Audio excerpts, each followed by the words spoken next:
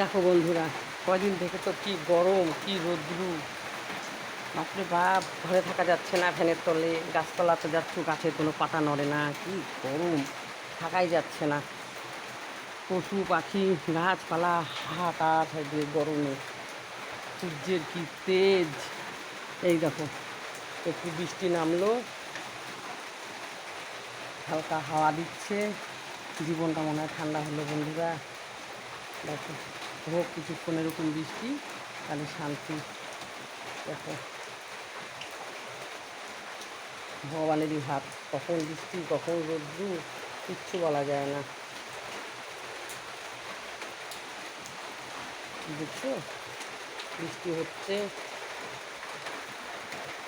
একটু শান্তি পাওয়া গেল।